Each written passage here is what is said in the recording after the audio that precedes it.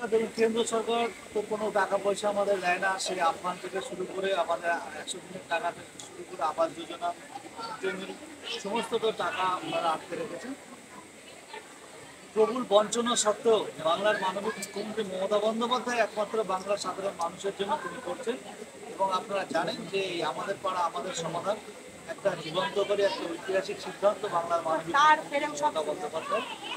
সেখানে প্রায় 8,000 প্রত্যেকটা বুথে 10 লক্ষ টাকা করে যেটা বরাদ্দ করেছে সেটা সম্পূর্ণ রাজ্য সরকারের। এখানে কেন্দ্র সরকার কিছু দেয় না। কেন্দ্র সরকার বাংলার মানুষের প্রতি বঞ্চনা করে। আমরা 1 মাস হয়ে যাওয়ার পর আমরা পুরোপুরি করে দেখেছি এখানে আমাদের পঞ্চায়েত সমিতির সভাপতি আছেন, এখানে অঞ্চল প্রধান, অঞ্চল সভাপতি থেকে শুরু করে সমস্ত আমাদের জনপ্রতিনিধিগণ এখানে আছেন। সবাই আমরা প্রত্যেকটা ক্যাম্পে গিয়ে দেখেছি যে পরিমাণে সাধারণ মানুষ আসছেন।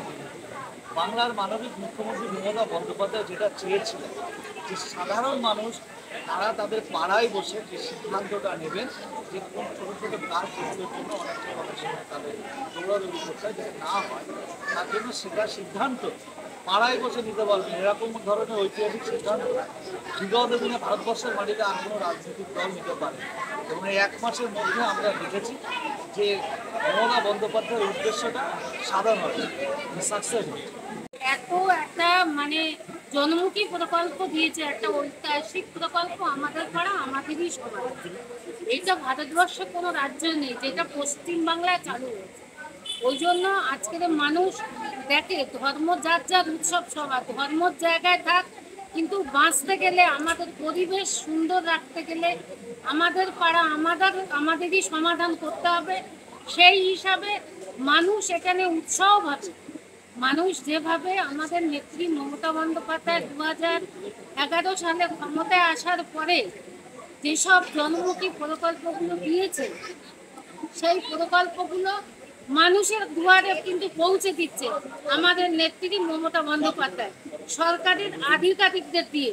ওই জন্য আজকের এই আমাদের পাড়া আমাদের সমাধান যেখানেই হচ্ছে সেখানে মানুষের জনসংযোগ সেখানে বাড়ছে।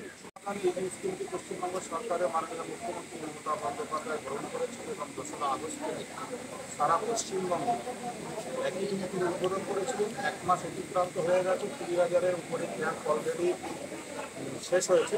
এখনো 27,000 প্লাস ক্যাম্প হবে।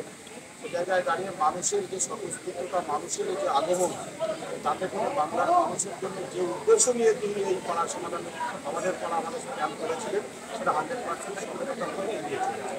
এবং এটা আমরা বলতে পারি ভারতবর্ষের কতগুলো রাজ্য শাসিত কেন্দ্র শাসিত সরকার আছে, কোনো সরকারে কোনো রাজ্যে কোনো কেন্দ্রশাসিত অঞ্চলে এই ধরনের একেবারে গ্রাসরুট লেভেলের মানুষের কণ্ঠস্বর, তাদের মতামতকে গুরুত্ব দিয়ে উন্নয়নমূলক কাজকর্ম ত্বরান্বিত করার কোনো দৃষ্টান্ত নেই। সেটা পশ্চিমবাংলায় এক্সেপশনাল ব্যতিক্রম মমতা বন্দ্যোপাধ্যায়ের নেতৃত্বে আমাদের সমাধান।